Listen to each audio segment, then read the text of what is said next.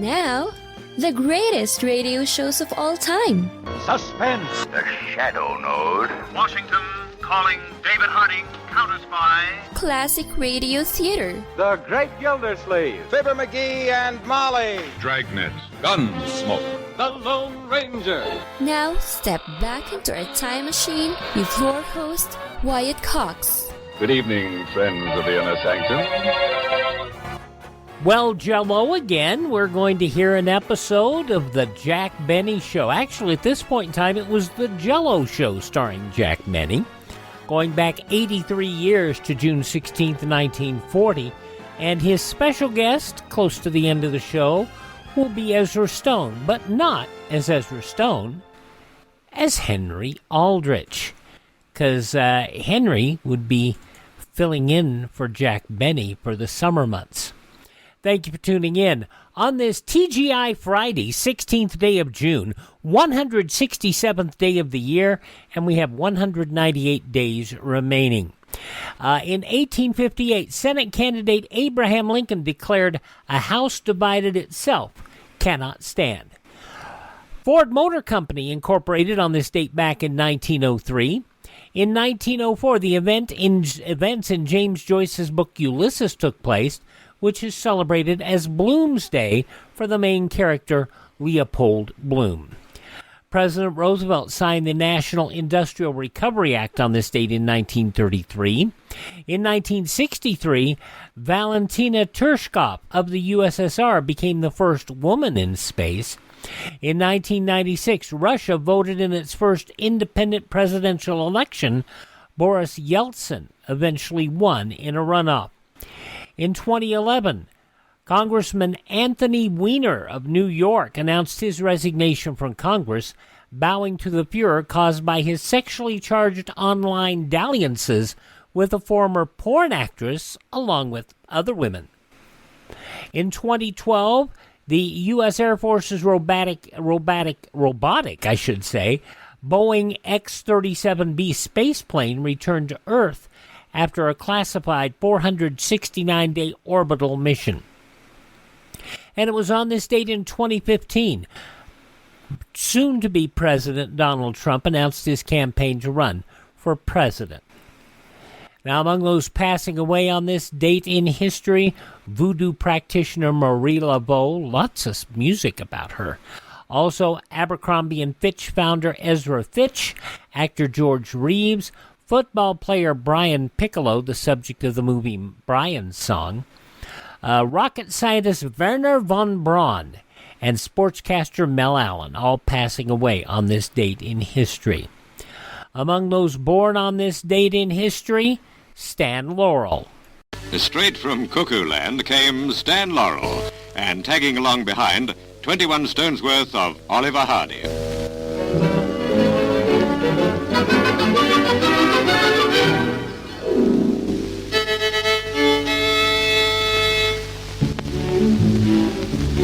When were you last over here? 1932, wasn't it? That's right. 1932. Now you're over here again. What are you going to do? Well, we're going to do some personal appearances and also a picture. What's the picture going to be called? What's the name of the picture? Robin Hood, I think. Robin Hood. Robin Hood. That should be good fun. We hope so. Are you visiting any relatives over here, Stan? I believe you come from Overston. That's right. I'm going to visit my dad and my sister and a few cousins. There are quite a lot of them over here. There are quite a few. What about you, Oliver? Well, I've got a lot of cousins over here, too, I hope. Anything especially you want to do over here, Oliver? Nothing but try and make the people happy, and will you keep quiet a minute? And have a good time, and have everyone else have a good time. I'm talking to the gentleman. Will you keep quiet just a moment? And then I think that after a couple of weeks we might... What is it? You're standing on my foot. Oh, I'm sorry. Audio from a newsreel of the day, Stan Laurel, born on this date in history. We would lose him in 1965. Also born on this date in history, Apache leader Geronimo, actor Jack Albertson, a delightful character actor, and I think we know Jack Albertson most these days from his role in Chico and the Man. Also, athlete Babe Diedrichson Zaharias. Also, the Washington Post publisher from 1963 to 1991, Katharine Graham. Love story author Eric Segal. The pro wrestler known as the Dingo Warrior or the Ultimate Warrior. He passed away in 2014, just days after his admission to the WWE Hall of Fame. And rapper Tupac Shakur, all born on this date in history. Now, people who are still with us include actress Joan Van Ark, 80 years old today, singer-songwriter Gino Vanelli. I just want to stop. Oh, am I not in good voice today? Gino Vanelli, 71 today. He had a bunch of big hits in the 70s, late 70s. Roseanne's younger sister in the television show Roseanne, Laurie Metcalf, 68 today. He was in Harold and Kumar, and he was Sulu in the Star Trek reboots. John Cho, 51. And the daughter of Chris Elliott, much better than his dad, the granddaughter of Bob Elliott, who was a really good comedian. Abby Elliott, she was in Saturday Night Live, and Abby Elliott is 36 today. Those just a few of the people celebrating the 16th day of June as their birthday. And if this happens to be your birthday... Hi, we're the Four Freshmen, and we just want to say... Happy birthday to you! And we go back 83 years to Sunday, June 16th, 1940, for an episode of the Jack Benny program. That's up next on this Friday Classic Radio Theater with Wyatt Cox here on your favorite radio station. Hey gang, just a note to let you know that we've notified all of our radio stations that our final episode of Classic Radio Theater with Wyatt Cox will be broadcast on all of our radio stations on June 30th of 2023. It is not something of your radio station. It's not because you haven't been responsive. It's because my doctors have said I need to take time off, and I need to take a significant time off. I can no longer work 90 hours a week. It's just that simple. So to let you know, listen to the shows, enjoy the shows while you can. Go to our friend Ted at RadioMemories.com. He supplies a lot of shows.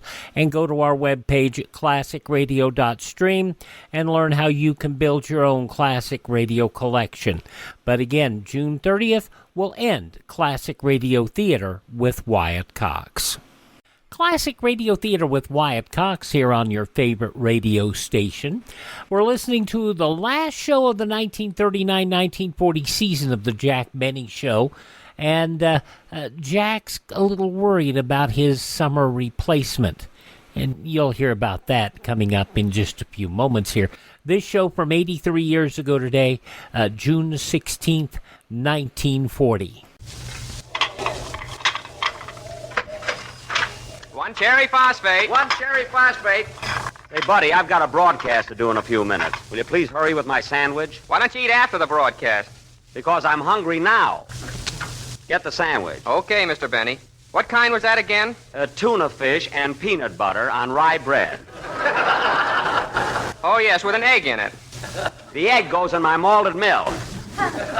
Now hurry, please. Oh, hello, Don. Oh, hello, Jack. Think I'll have time for a bite to eat before our broadcast? Yes, if we can get a little service here. Sit down. Okay.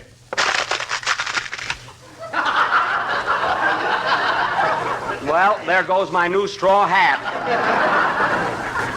That did it. Oh, that's too bad, Jack. I didn't see it. Is it crushed? Like a pansy in a dictionary. Is my hat crushed? Well, I'm so sorry, Jack. I think I ought to pay for it. How much did it cost? No, forget about it, Don. Okay. Gee, Chris. Just think. A few more minutes and we'll be during our last... Just mail me a check. You know? Hiya, Mr. Wilson. What'll it be? I'll have a club sandwich, please. Okay. One clubby for Tubby. Cover up! And hurry mine while you're at it. Hi, Jack. Hello, Don. Oh, hello, Mary. Hello. What are you eating, Jack? Oh, my regular. Tuna fish and peanut butter. What a man. Just because they name a sandwich after you, you eat it every time you come in here. Well, why shouldn't I? The Jack Benny 3-Decker Delight is very healthful. I always eat things that are full of vitamins. Then why don't they show? Oh, quiet. Here's your club sandwich, Mr. Wilson. Thank you. What's yours, Miss Livingston? I'll have a pineapple nut sundae with cherries and lots of whipped cream. My goodness, Mary, why don't you eat something with vitamins? Okay, put some tuna fish on it. Mary, you better save all those cute remarks for the program. And incidentally, young lady, as long as this is our farewell appearance, I wish you'd be a little more careful what you say. You mean I shouldn't tell them what happened at Paramount yesterday? Don't you dare. What happened, Mary? Never mind. See? You're starting already. Go on, Mary. What was it? Yeah, what happened? You stay out of this.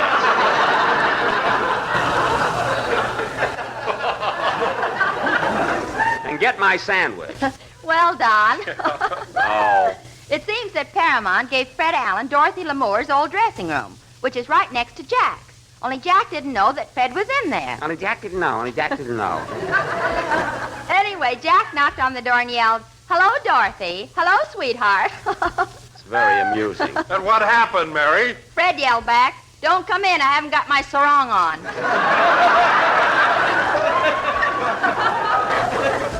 Yes, but he didn't fool me for a minute. But, Jack, I thought you told Mark Sandridge, the director, that you wouldn't make a picture with Alan. Well, we compromised, Don. Alan can be in the picture, but he has to be the straight man. He gives me all the leads, and I give all the answers. Well, that'll be a novelty. The questions getting the laughs. I'll get the laughs, don't worry. Here's your pineapple sundae, Miss Livingston. Thanks. Hey, wait a minute. She just got here. Where's my 3-decker? Bill's putting a poop deck on it.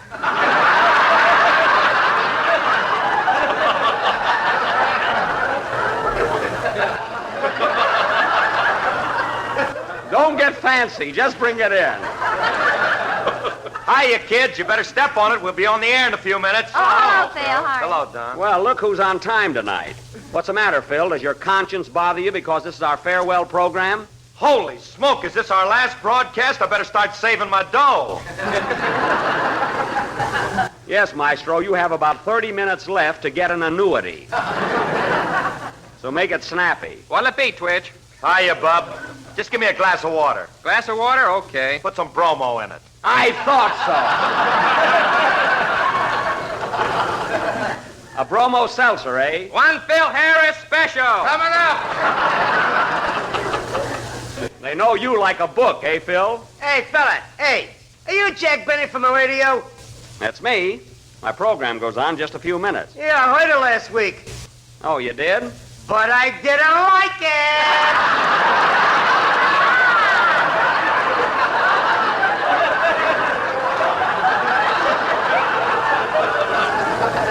That's too bad. You know, I can't please everybody. Yeah, especially me. Well, so long. I'll be listening.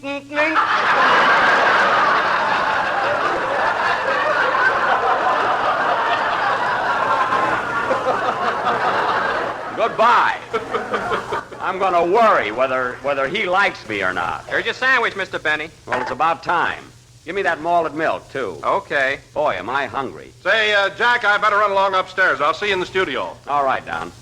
Well, I'll be darned. Hey, buddy, I ordered a tuna fish and peanut butter. Well, what's the matter? This is tuna fish and peanut brittle. A fine combination. Well, we're all out of peanut butter. It's a nice time to tell me. Bring me something else, then. Bring me a turkey sandwich. Okay. One turkey for jerky. Coming out! Now, see here, young man. I'm a very good customer, and if you think that Pardon me, mister. Is this seat taken? No, sit right down. Hey, Jack, it's getting late. We better get out of here. Yeah, come on, Jackson. We'll be late for the broadcast. Oh, I think I got time to eat a sandwich. Pardon me, mister. What time is it? The time? Yes. I don't know. Hey, Eddie, what time is it? I don't know. Hey, Bill, what time is it? I don't know. Hey, Sam! Never mind. I'll eat after the program. Come on, Mary. Hurry up, Phil.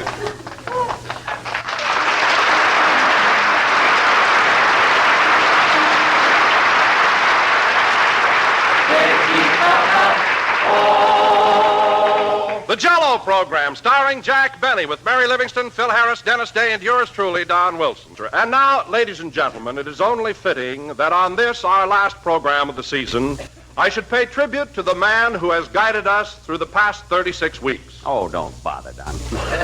A man whose spirit and leadership has made this program what it is today. Oh, anybody could have done it. Maybe. Continue, Don. A man whose buoyant and sparkling personality has been reflected into each and every one of us. I have so much of it. Go ahead. A man whose age and experience has proven invaluable to us younger members of the cast. That one he could have left out. Oh, well. So here he is, folks, the old Mother Hubbard of the Jell-O program, Jack Benny.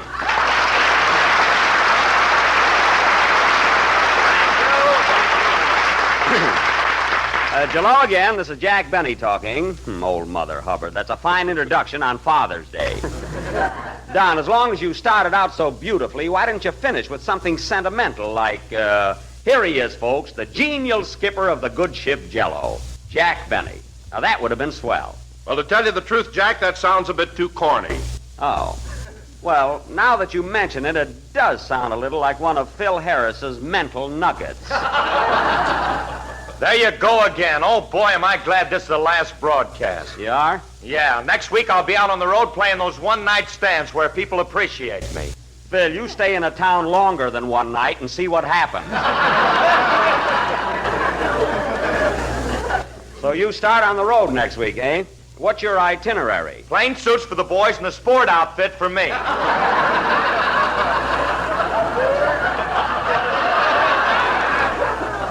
Well, that was my fault. Phil, an itinerary means your route. What towns you going to play? Oh, well, why don't you come right out and ask me instead of ringing in them new words? New words. Phil, the word itinerary is very common. I learned what it meant when I was in the 3rd grade. You learned to shave there, too, didn't you? Mary, I wasn't in 3rd grade that long. Go on. They had to give you election day off so you could vote. All right, go ahead. Keep it up. I suppose I had rheumatism when I was in the 3rd grade. You spent your lunch money on liniment, if that's what you mean. Now, cut that out! You never stop, do you? Mary, if I'm a big dodo like you try to make me out, how come I'm the star of this program? Because you're a great comedian. You have a marvelous personality, and you know show business from A to Z. Well, thanks. It's more like it. Say, Phil. Oh, brother.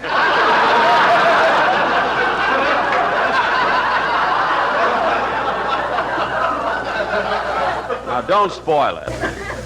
Say, Phil, as I started to ask you before I was sent back to 3rd grade, what's your route? What towns you going to play? Well, tomorrow night we open in San Bernardino, then we go to Santa Barbara, then Long Beach, then San Diego. I see. Then the following night we go to Fall River, Massachusetts. Fall River, Massachusetts? How are you going to get there in one night from San Diego? I don't know. Is it much of a drive? You hear that, fellas? What a schedule. That'll be a fine vacation touring the country with those 18 downbeat derelicts.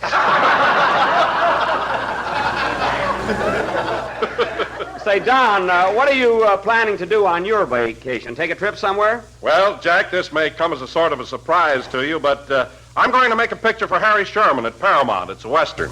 Oh, well, I'll be darned. So you're going to make a Western, eh? Are you going to ride a horse, Don? Yes, sir, and you ought to see that animal. It's a beauty. So was Jack Straw Hat till you sat on it. Yeah, $4.50. Well, tell me about your picture, Don. Is it an interesting story? Oh, very. You see, I'm Sheriff Slim of Rattlesnake Gulch, and there's a mob of outlaws that come in town one night to rob the bank. Rob the bank, eh? Yeah, but I'm having the story changed so that now they break into a grocery store and steal some Jell-O. Oh. That makes me fighting mad.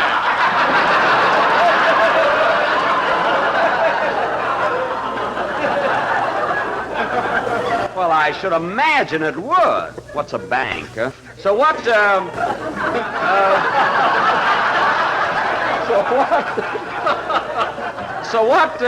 what happens, Don? Well, I jump on my horse and follow the outlaws to their hideout. I see. And I'm almost within sight of them when suddenly my horse goes lame. Oh, that's too bad. So I continue by foot.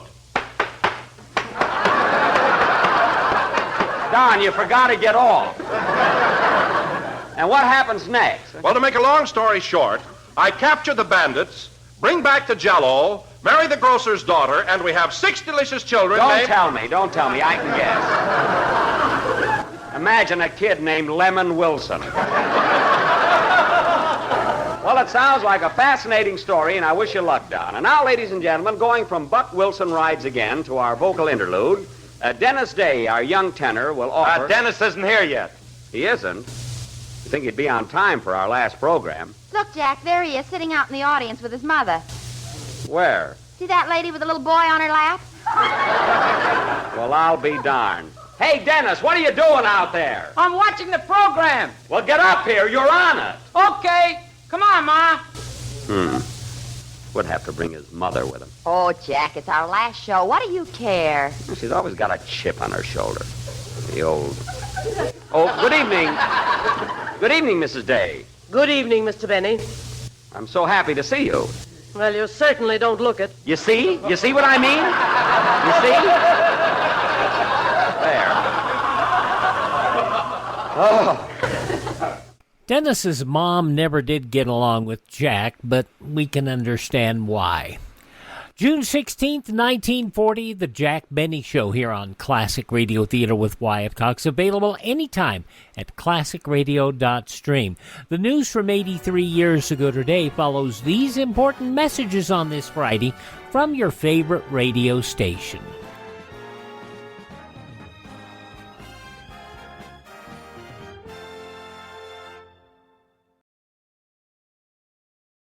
Just going to take a minute here to tell you about the big savings going on now, the clearance sale at mypillow.com. And you know, I've talked about how in my office I have a pair of my slippers, and they're really comfortable, and they're on clearance right now. The mypillow.com slippers, $25 a pair, limit 10. And I would buy 3 or 4 more pairs. Unfortunately, they're out of my size. They also have sheets, pillowcases, clothing items, all on special right now. Go to mypillow.com, click on the clearance tab at the top of the page, use my promo code Wyatt, or call 1-800-928-4715. Limited sizes remaining in the MyPillow slippers, limited colors on other items. mypillow.com, clearance tab, promo code Wyatt, 1-800-928-4715.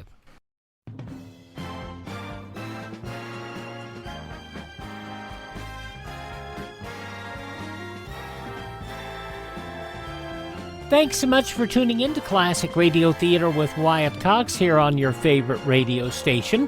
We're listening to an episode of The Jack Benny Show, as it was originally broadcast 7 p.m. Eastern Time, Sunday, June 16th, 1940.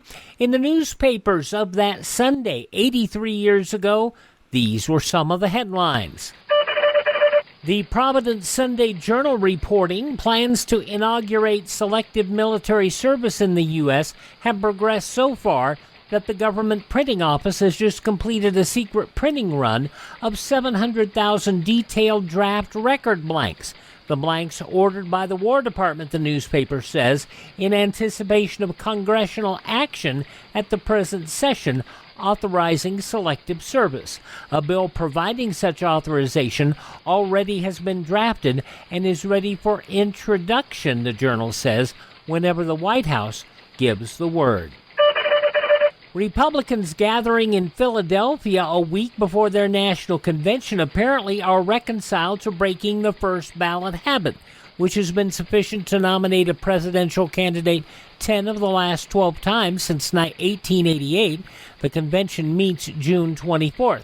Except for 10 ballots cast in 1920 to nominate Warren G. Harding and 3 in 1916 to nominate Charles Evans Hughes, Republican conventions for 2 generations have met with a single individual running far ahead of the pack. GOP political conditions today are similar to those of 1920, when the convention met with 3 outstanding candidates. They were Frank O. Loudon, Leonard Wood, and Senator Hiram W. Johnson of California. When none of those men made substantial early ballot gains, the convention turned to the dark horse senator from Ohio under the guidance of the leaders who met in the famous smoke-filled room. President Roosevelt sought yesterday to bolster French resistance against Germany by pledging to redouble his efforts to furnish the French army with planes and munition of all kinds as it continues to fight.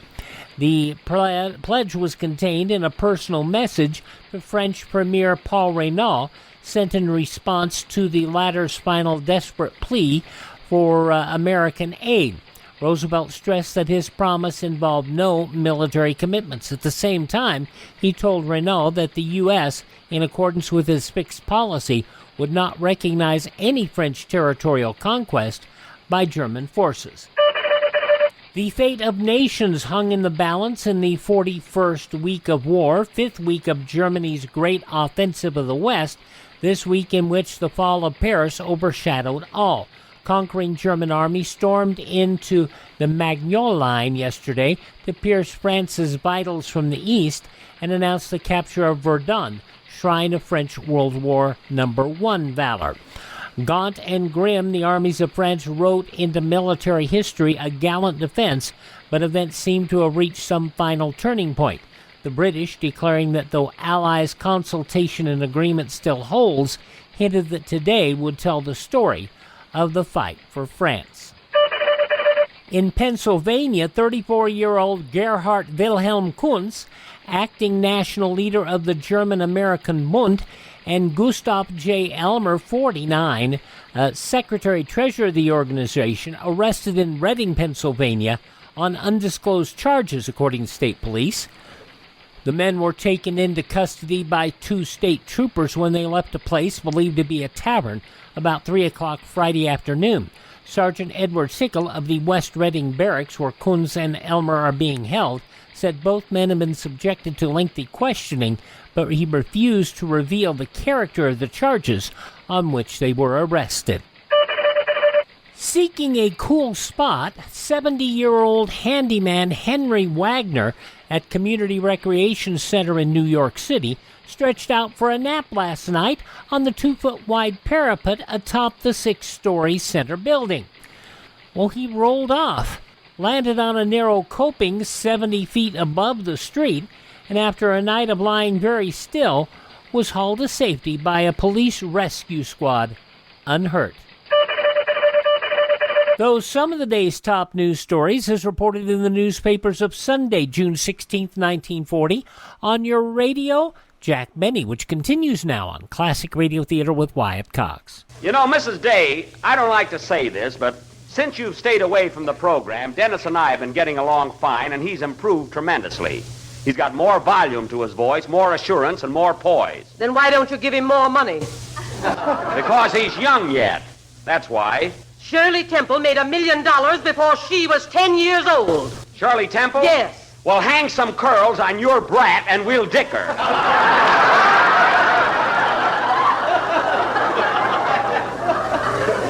Now, look, Mrs. Day, give me a little credit. I've developed your son into being a first-class comedian. Then he ought to have more jokes to tell. Oh, now you want jokes for him.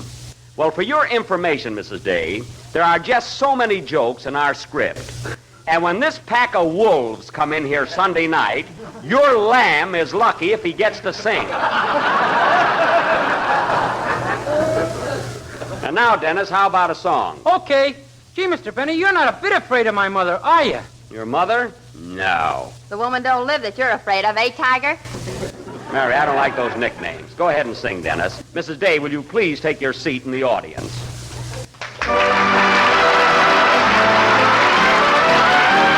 While Dennis sings, we'll take a break. From 83 years ago today, June 16th, 1940, the Jell-O program starring Jack Benny. On this Friday, Classic Radio Theater with Wyatt Cox. We'll start hearing the summer replacement shows coming up on Saturday's Classic Radio Theater with Wyatt Cox. We have aired The Adventures of Philip Marlowe previously, but we've heard the regular series that starred Gerald Moore. we're going to hear on Saturday at The Adventures of Philip Marlowe, starring screen star Van Heflin from 76 years ago, June 17th, 1947, the first show of the series as a summer replacement for Bob Hope. 41 matched pearls with a diamond propeller clasp. A good reason for murder. That'll be coming up on Saturday's Classic Radio Theater with Wyatt Cox, anytime at classicradio.stream. Now let's get back to the adventures of Jack Benny. Dennis Day has finished his song, June 16th, 1940, 84 years ago today.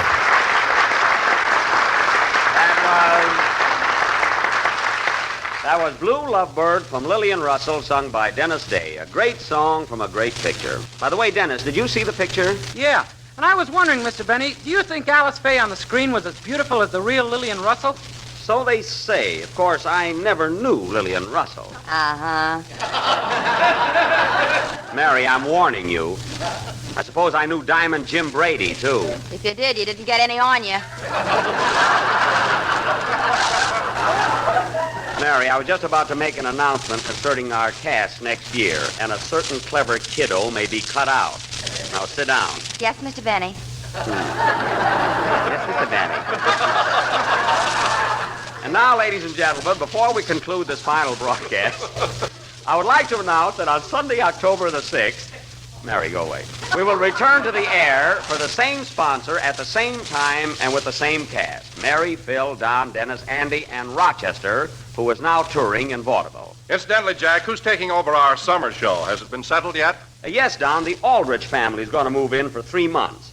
As a matter of fact, young Henry Aldrich is dropping in here in just a little while. I want you all to be very nice to him. He'll probably be scared stiff in front of a microphone, huh? Scared in front of a microphone? Why, Henry Aldrich is a veteran in radio. Why, he can't be. He's just a kid. Sure, but he's had his own program for the past 2 years. Gee, he's funny. Funny? Does he do comedy? Haven't you heard about him, Jackson? Why, that kid's a riot. He's terrific. He is? And he's young, eh?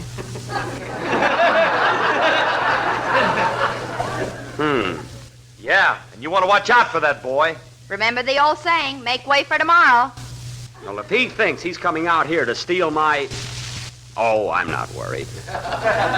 But then, what's my sponsor thinking of, putting another comedian in my place? Now, take it easy, Jack. The boy won't hurt you. He's only taking your place for 3 months. Oh, that's right. A lot can happen in 3 months. What do you mean? Well, suppose at the end of the summer, Henry Aldrich goes to our sponsor and says, look, I did all right on the summer show. Why make a change? What? Why not keep the Aldrich family? But... Why let go of a good thing? Yeah, what do you need with Benny? Why the little double-crosser? I'll punch that Aldrich kid right in the nose. Now, Jack, don't get excited. The kid doesn't mean any harm. Then why is he trying to put me out of work? Especially at my age. Ooh, my back. All of a sudden, you're old and feeble. Oh, no, I'm not. Well, fellas, that's the way they want it, all right. Heaven knows I try to entertain the American public. But that's life, I guess. It's life. Jack, what are you talking about? You'll be back on this program next October. Don't try to soften the blow, Don. I can see the handwriting on the wall. Thank heaven I've saved a few pennies. Ye gods, have you got that fortune in pennies?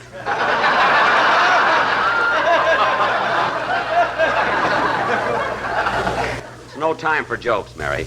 When I think that a little squirt like that Aldrich kid can come along and come in and take away all that I've built up through years of constant... Come in, come in. Well? Hello, Mr. Benny. I'm Henry Aldrich. Oh, you are, eh?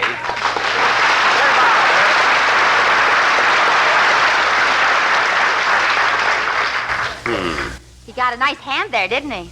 Yeah, that's the public for you, fickle. A little while ago, they were doing that for me. Well, young man, you can very nicely get right out of this studio. Get out of this studio? Why, our sponsor sent me I don't here care what our sponsor did. You don't start working on this program until next week, so scram. But I flew all the way here from New York just to be on your show tonight. I don't care if you did. Get out. But Mr. Benny... But nothing. Get out before I throw you out. What's going on here?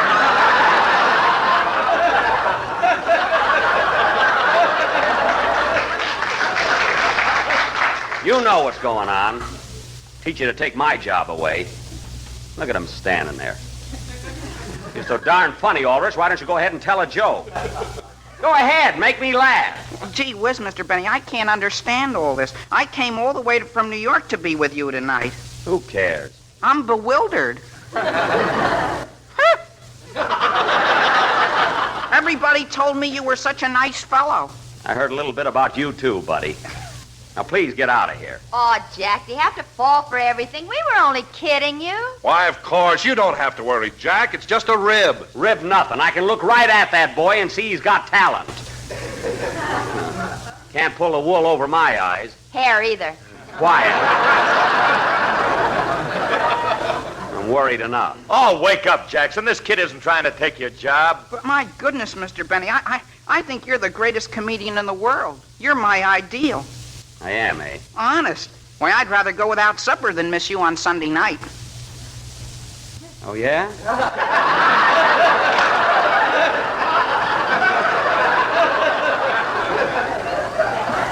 Well. Oh, I always listen. Why, I know all of your stuff by heart. Oh-ho! Put up your dukes! Put them up, kid! Jack!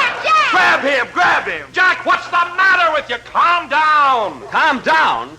You just heard him admit he was stealing my stuff. Oh, no. You misunderstand me, Mr. Benny. All I meant was you're so funny that I can't help but remember everything you do. Oh. Oh, I see. Well, and I'm sorry I made that passe.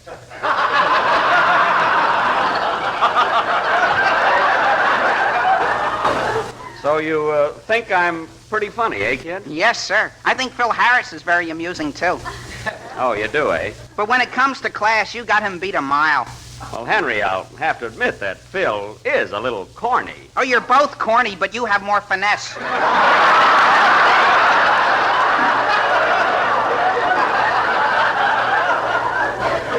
Now, look, Henry. See what I told you? The kid's a panic. Yeah. Now, look, Henry, there are a couple of rather personal things I want to talk to you about. I'll tell you what, let you and I run down to the drugstore. I want a sandwich anyway. I'll talk to you there. Okay. Well, so long, everybody. So long, Henry. So long. Good luck on your summer show. Gee, thanks. Goodbye, Mary. Give me a kiss. Kiss Henry. Oh, so long. I'll see you later. Come along, Henry. Okay, Mr. Benny. Well, Henry, now here's what I want to talk to you about. You see, I do a comedy show 9 months out of the year. Now, you're coming on for the summer, and I think our audience would like a contrast. What do you mean, Mr. Benny? Well, why don't you do a dramatic show or read poetry or something? Well, but you see, the Aldrich family has been very successful on the air. We want to continue with it. Oh. But, Henry, people get tired of laughing all the time. Why don't you introduce a serious note? You know, make people cry. Cry, Mr. Benny?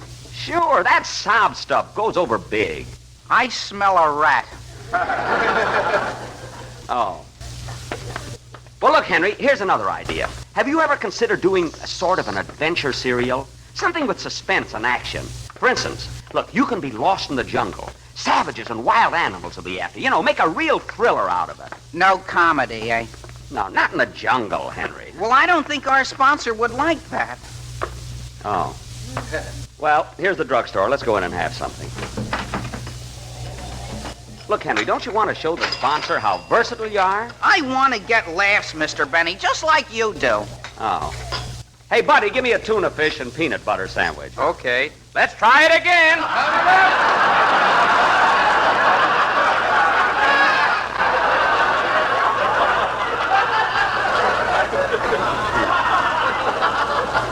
Now, look, Henry. Henry, let me paint a picture for you. Say, for instance, you're lost in the jungle, and week after week, people will be tuning in to find out what's happening to you. They're worried about you. They'll be on edge. Did the golden dragon get Henry, they'll say? Or have the cannibals got him? Think of that. I'll have a chocolate soda. But, Henry... vanilla ice cream. Now, look, Henry, forget about the jungle. Here's another idea for you. You're an office boy, on a big new city newspaper, and you're just dying for a break. You want to be a reporter, see? Uh-huh. Well, one day there's a big fire in the building next door, and Millicent Mandalay, the girl you're going to marry when you're 21, is trapped in this burning building. You hear her screaming, "Henry! Henry, help me! Help!" No soap. Listen. So hearing her cries, you dash right into the blazing inferno. Think of it, Henry. Flames to the right of you, flames to the left of you. I tell you, Henry, this is the kind of...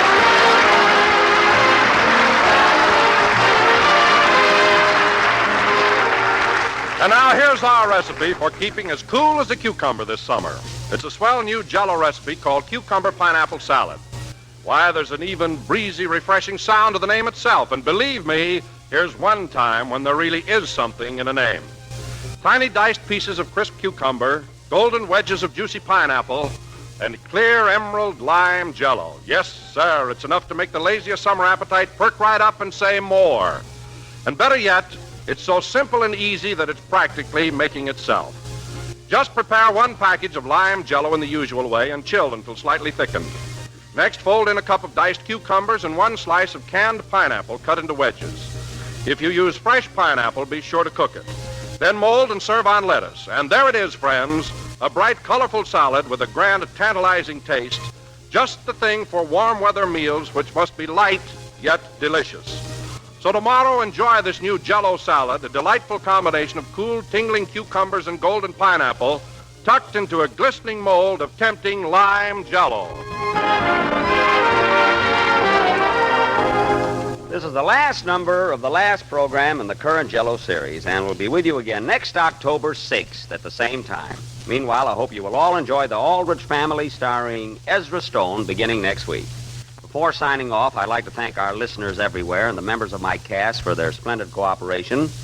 I would also like to thank my authors, Bill Morrow and Ed Boulogne, who worked with me in the preparation of my material. And oh yes, I think I better thank Ezra Stone, too. You're welcome, Buck. Good night, folks. See you next fall.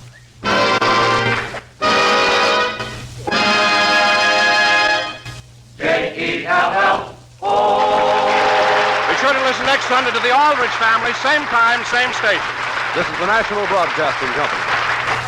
Benny playing the insecure performer was just a hoot and a half, at least I thought so.